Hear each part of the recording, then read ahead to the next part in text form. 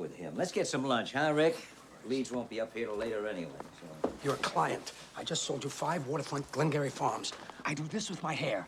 Throw me the cute kid. I tell you one thing, there was some, well, two aspects of this movie that really were very extraordinary. One is that before starting shooting in pre-production, we went to a big loft in New York, and we created the size of the office, and we taped it down on the floor, and we studied where each character needed to be, and it was very crucial because for me, not for the actors, for me it was very crucial to know what's the distance between Al Pacino's desk and Jack Lemmon's desk, and where's the geography and the distance and separation between them. And I learned when they were there rehearsing in that loft that for them was too, especially for Al Pacino, was very important, the orientation of his desk in terms of how it was facing the others. And I had a little bit of a disagreement at first of, how to orient his desk, and finally we put it backlight to the window.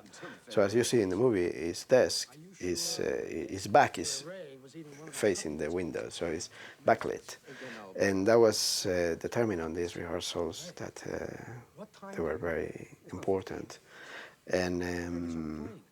So that was an aspect that really helped me a lot, and we rehearsed a lot of the scenes in that space, in that loft. And then we thought, and I especially was thinking on the how to move the camera, because it was so useful to see them there. And a lot of the camera moves were originated while the rehearsal on that loft. And the actors accepted, very well, because we had a lot of freedom for them to move with the camera. A few times, especially when, I had this obsession to keep the camera moving with Jamie and just keep the camera floating, especially on the second act.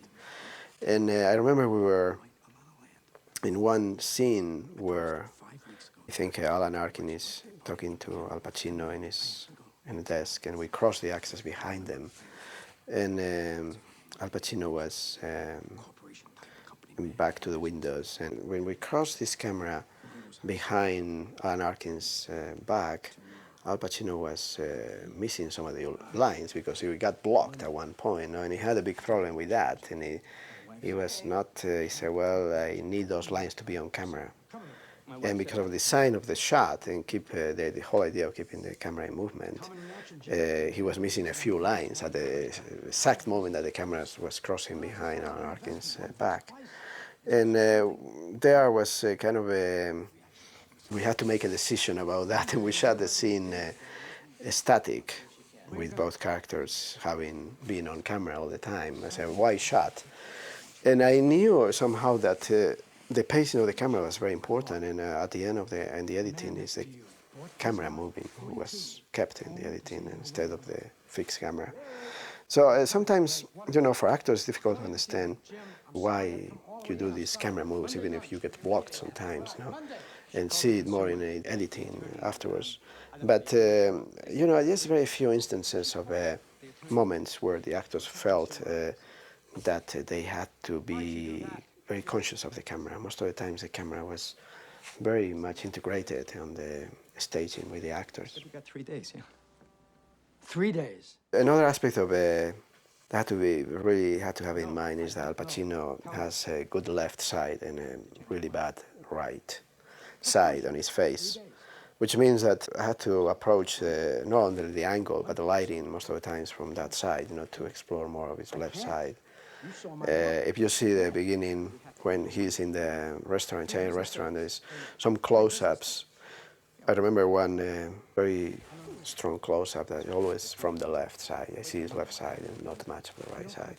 So in the lighting of the office also I had to have that in mind, and that's why the desk being backlit, helped that instead of being sideways, because if it would be oriented and I have to light this right side, it would have been really bad.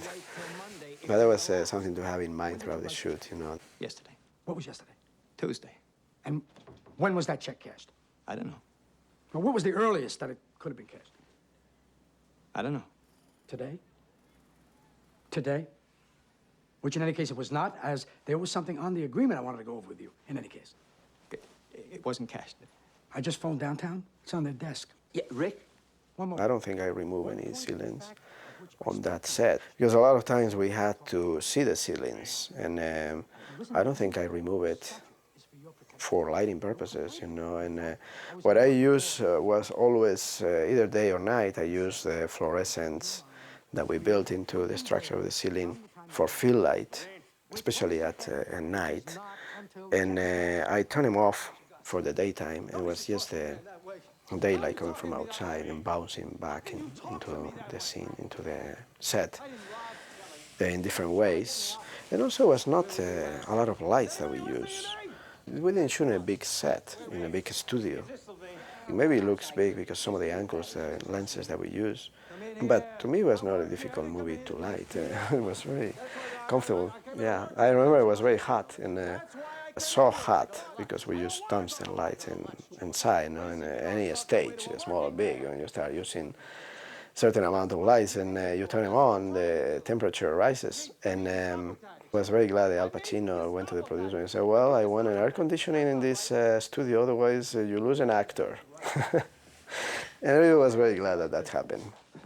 He was right. I mean, you can't really perform if it's high temperatures. I mean, the oxygen, the lack of oxygen just kills you. Get out of here, will you? I'm trying to run an office here. Now, will you go to lunch? Go to lunch. Will you go to lunch?